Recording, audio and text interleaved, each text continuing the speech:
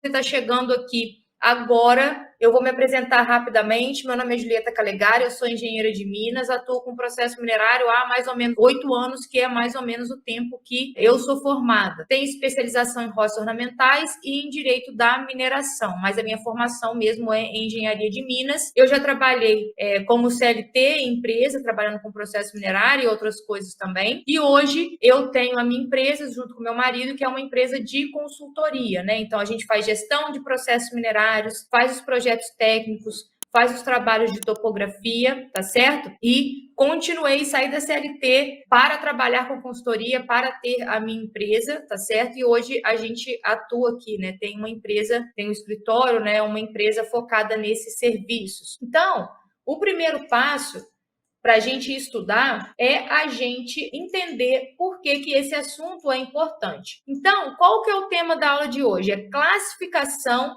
de recursos e reservas minerais. Se você é engenheiro de minas, geólogo, técnico em mineração e tudo mais, isso faz mais sentido para você quando eu falo, classificação de recursos e reservas. Para você já tem uma referência daquilo, um conhecimento daquilo, então para você seja um pouco mais tranquilo o conteúdo. Mas se você está aqui, se você é leigo ou é de outra área ou é advogado, você fique muito tranquilo que eu preparei a aula de um modo que todos entenderão o conteúdo, tá? Antes, a gente tem que saber por que essa aula de hoje é importante. Vamos lá. A gente não tinha, né, no Brasil, até a publicação dessa resolução, um sistema de classificação de recursos e reservas. E aí você vai entender por que isso é importante. Porque ter esse sistema, ter isso normatizado, é uma grande precaução contra fraudes. E aqui fica a indicação desse filme super conhecido. Se você trabalha com mineração e nunca assistiu esse filme, tá errado. Então fica aqui como dever de casa. Eu não sei onde esse filme está disponível.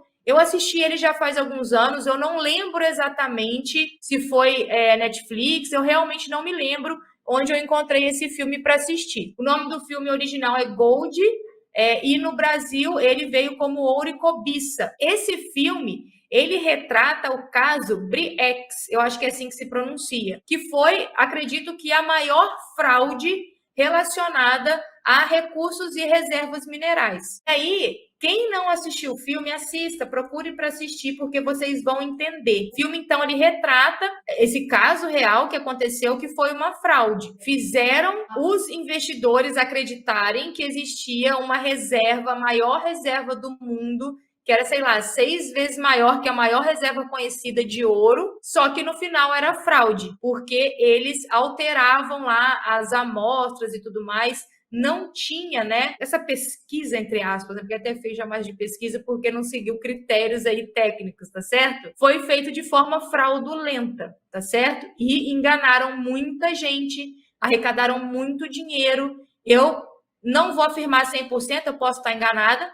mas eu acredito que tenha sido a maior fraude, tá? E, gente, é na casa de bilhões, ok? Bem, então, o que esse filme retrata e qual a ligação dele com essa aula de hoje? Ele retrata, então, um caso de fraude, né? Essa declaração, não chegou a ser uma declaração, tem um tempo que eu vi o filme, né, que eu fiquei sabendo desse caso, não foi feito de uma forma com os critérios técnicos e outros critérios éticos também, né? Éticos, principalmente, que devem existir quando você apresenta aí uma declaração de recursos e reservas, tá certo? Por que a normatização dessa classificação e principalmente da declaração de recursos e reservas é importante? Porque ela traz mais segurança para investidores. Então, hoje, com os critérios, né, que a gente até então tinha para relatório final de pesquisa e tudo mais, você às vezes nem conseguia comparar potenciais minas analisando 2 relatórios finais de pesquisa. Apesar de existir ali alguns critérios, né, para a gente fazer um relatório de pesquisa, isso não era sistematizado de acordo com o comitê e tudo mais, tá certo? Então, a ideia de ter isso é normatizar e trazer mais segurança. Aconteceu um caso recente que uma pessoa me procurou porque justamente tinha um investidor querendo investir na área,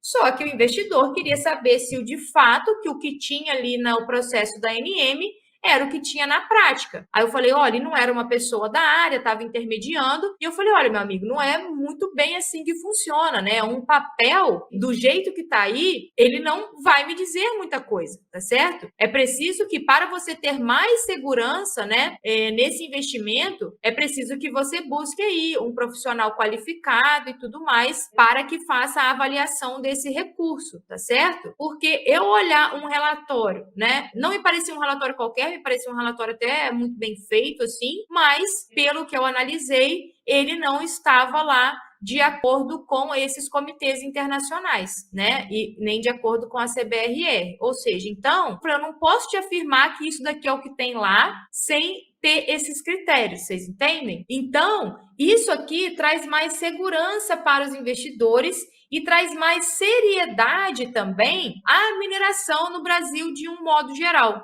tá certo? Justamente por essa questão aí de evitar fraudes, né? Mas que você não seja um profissional certificado, por mais que você não queira ser um profissional certificado, você, como técnico, engenheiro de minas, geólogo, que elabora os projetos técnicos na ANM, você vai ter que mudar aí algumas coisas na forma como você elabora esses documentos técnicos. Então, essa resolução é importante porque ela vai normatizar, então, essa declaração de recursos e reservas, que a gente vai ver que é opcional, a gente vai entender isso, mas ela também traz uma obrigatoriedade com relação aos conceitos e tudo mais que serão utilizados nos nossos documentos técnicos. E aí, o que a gente tinha antes com relação à classificação de recursos e reservas? Bem, antes, normatizado, a gente não tinha nada, até onde eu sei, normatizado, porque agora isso está normatizado. E antes da resolução,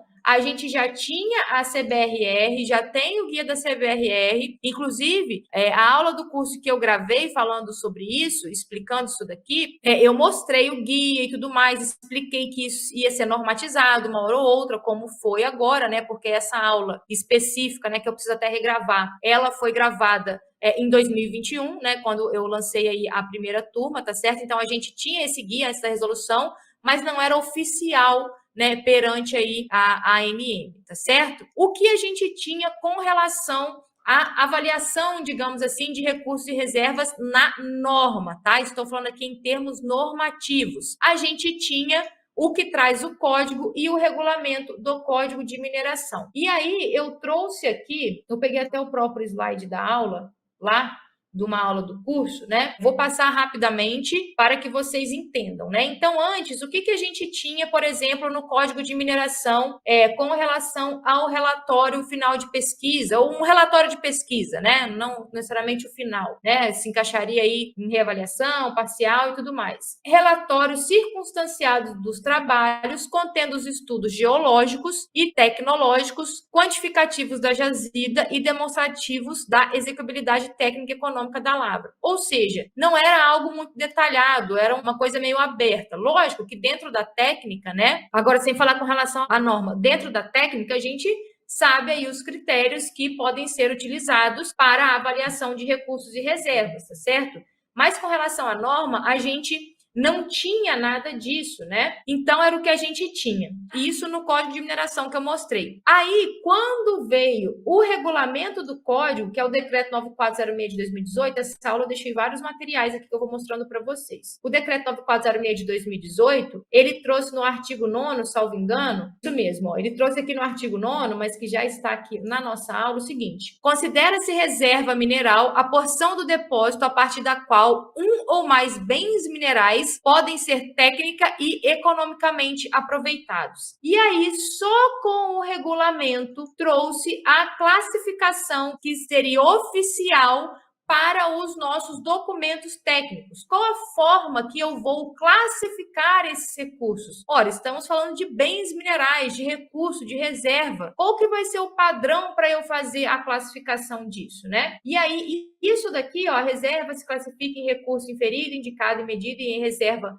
provável e provada, veio com o regulamento do código. E aí o regulamento trouxe, conforme definido em resolução da ANM. Essa resolução da ANM, quando você lê o regulamento do código, aqui no artigo 9º, parágrafo 4º, você vai ler assim, ó, a reserva se classifica, conforme definidos em resolução da ANM. Bem, essa resolução da ANM aqui específica do parágrafo 4º do artigo 9º do regulamento é a resolução que a gente está estudando hoje, que é a resolução 94 de 2022, ok? Então, o que a gente tinha antes, como vocês veem, não era algo específico, detalhado, normatizado e tudo mais, e essa resolução veio também para suprir isso. E por que essa resolução, então, existe, né, também? A lei que criou a ANM, que é a Lei 13.575 de 2007, falou que a ANM teria competência para implementar as diretrizes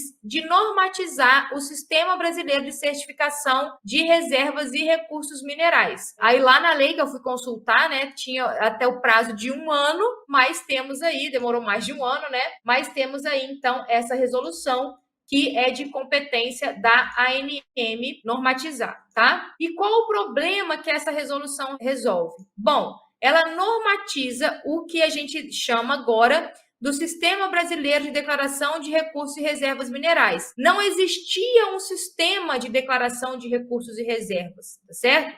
Não existia isso. E agora a gente tem, por causa dessa resolução 94. E aí, com relação a ser obrigatório ou opcional, e fique tranquilo que você vai entender isso nessa aula, essa resolução, ela tem uma parte que eu chamei de parte obrigatória e ela tem uma parte que eu chamei de parte opcional, e é muito importante que você entenda isso. Então, a parte obrigatória é que esses conceitos, essa classificação de recurso e reserva, obrigatoriamente vai ter que compor os nossos documentos técnicos, relatório de pesquisa, plano de aproveitamento econômico e documentos relacionados, ok? Então, isso vai se tornar obrigatório a partir da entrada em vigência da resolução. E essa resolução ainda não entrou em vigor. Essa resolução foi publicada dia 7 de dezembro, só que colocou-se lá o prazo de 180 dias para que ela entrasse em vigor e vai dar, salvo engano, dia 7 de agosto. Mas é importante que você já se prepare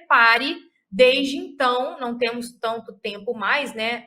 Abril, maio, junho, julho, agosto, 4 meses. É preciso que você se prepare para adequar aí os seus documentos técnicos a esses conceitos que a partir de agora serão obrigatórios, tá? A parte opcional são o que a gente chama, né, o que se chamou de declarações públicas, que a gente vai entender melhor. Então, aqui, essa norma, você tem que entender que tem duas partes, por assim dizer. A parte obrigatória, que é com relação à classificação que você vai usar nos documentos técnicos, e a parte opcional, que é se você quiser fazer uma declaração pública dos recursos e reservas que estão contidos aí no seu direito minerário, ok?